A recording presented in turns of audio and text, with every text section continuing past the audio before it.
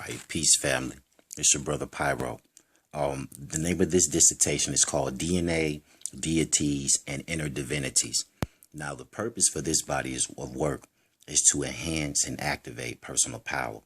And what I've always found interesting is that as melanated indigenous people, as we look to our historical past and begin to acknowledge the greatness of our ancestors, what we find is that, most African personages of gods and deities seem to have a negative stigma attached to them. Now, this demonization is intentionally done to divert and derail the seeker from their links to power. We're given the mystery while the powers that be, i.e. these, secret groups, covens, and lodges, they're given the true map. So as a form of psychological self-defense, let's embrace these biological divinities. Now, the first one is Amun.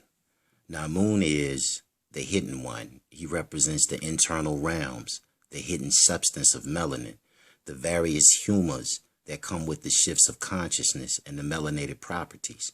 That's that life force from the solar plexus.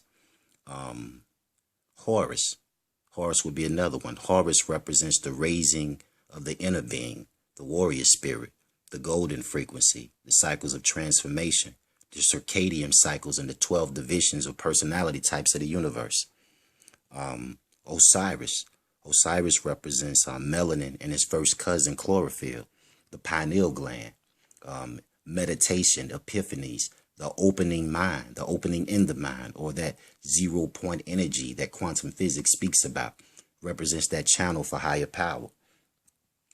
Tahuti, the deity of mental magic. Tahuti represents memory that's found in the hippocampus and higher forces of intellect and reasoning. Tahuti also represents the neocortex as a psychic center, or our innate cohesion with natural laws. Sekhmet, the deity Sekhmet, represents passion, aggression, fire of the body, the root chakra, the chi organ and bioenergy, the circulatory and lymphatic system, positive polarities of that rare frequency. The atom. Now, Atum represents the atom, the hydrogen atom, and it breaks down to quantum particles and subatomic realms. And these forces and fields that superimpose, the periodic table, showing how carbon functions as a biological bridge in melanated beings, showing how DNA goes from the atomic level over to the hydrogen level. The deity Shu. Shu represents the breath in the lungs, cosmic stardust, inhaling of our ancestral power, life forces within the oxygen, and expansion of the mind with enlightenment. Even Ogun of the Congo origin, which some say was influenced from Kemet.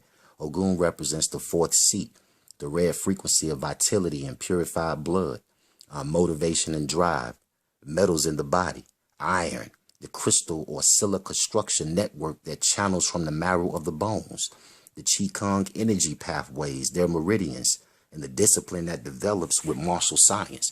So that particular deity of war is one that can be invoked through those practices.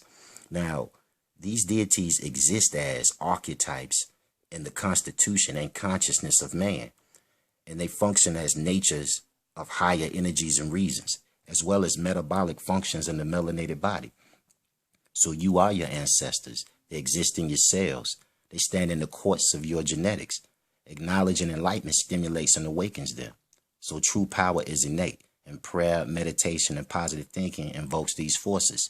So DNA, deities, and inner divinity. Peace.